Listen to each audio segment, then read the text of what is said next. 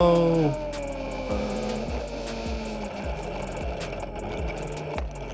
Yeah. What is going on, guys? Welcome back to the channel. This is a video of a crash that happened in 2021 at Road Atlanta. Now, this isn't me crashing. This is probably the first video I posted of a crash that that wasn't me, but this is my buddy Matthew. This is his bike, his camera, and I'm on the left right there on the maroon R6. You can see me. I actually just made this pass into turn 2, maybe a second before this clip starts, but I'm making this pass on him.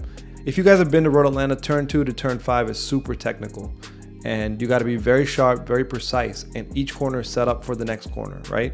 So you're going to see what happens here. This is entering turn 2, and the crash happens right around turn 5.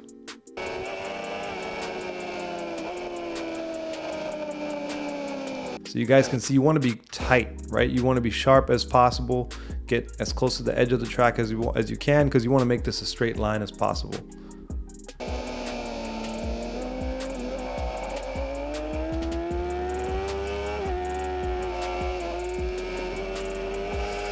Yep.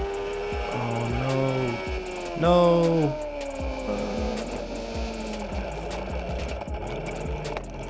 Yeah. Yep. So basically, let's start from this section right here. This is kind of where he starts messing up, right? So he's about 5 feet away from this rumble strip, but he's still going the same pace as he would if he was still close to it. I think he messed up a little bit lining this one up. And so he's about 5 feet away. He's leaned to the right. He kind of ends up running a little bit too wide, right? Ideally, you want to aim to where my bike is right there to be right on line. But he ends up running over this rumble strip and then runs over this next rumble strip and boom, hits the grass. And I think right here he's grabbing the rear brake. You can see the bike slide a little and then you go down. Let me back it up a little bit more. But why I believe this crash was avoidable, right? Let's just say you couldn't avoid this part. The mistakes happen, right? You run wide. Let's just say you couldn't avoid this part either, running over this rumble strip. But since the bike is basically straight up and down, meaning you're not leaned either way, right? You have a lot of traction on the front wheel, and you can apply a lot of brake on the front brake, right? Because the front brake is about 80% of the stopping power of the entire bike. If you apply the rear brake, it's only going to give you about 20% stopping power. So you don't want to use the rear brake here. You want to be using the front brake as much as possible, because you already know something's messing up, right? You just ran over this rumble strip, something's off, you're not going the right way, you're lining this up the wrong way, and you might just run off the track. So you want to just start focusing on scrubbing the speed at least enough to where you can get it lined back up for that next turn, right? Even if you don't run off the track, you want to slow it down just a tad to gather yourself. So I think you just let it roll here. And from that rumble to this rumble, you could have braked really hard. And let's just say he runs over this and he's still trying to scrub speed. You want to let the bike settle back down, but again, back on the front brake because you're not leaning the bike. As soon as you hit the grass though, you want to get on the rear brake. That's just a rule of thumb. Grass in general, you know, it can be wet. It can have moisture from the night before. And just grass in general is a little bit more slippery, right? So you want to use the rear brake whenever you're on the grass as much as possible, right?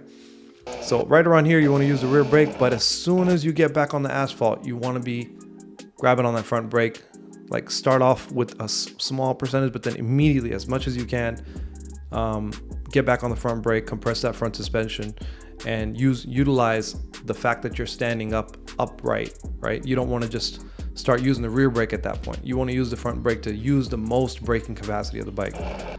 But I think over here he's still using the rear brake, and his bike, you can see it slides a little, comes back.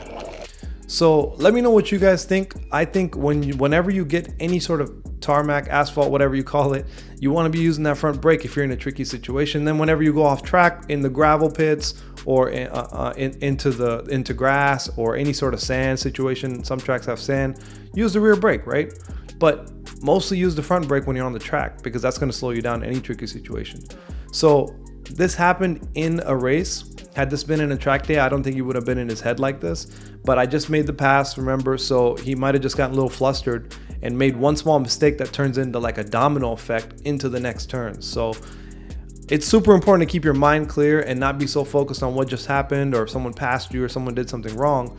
That's why mental clarity is super important when racing, especially when you're pushing your brain capacity to like 90% of what you can normally do. Maybe in a track day you're doing 80%, but in the race you're pushing sometimes without even knowing.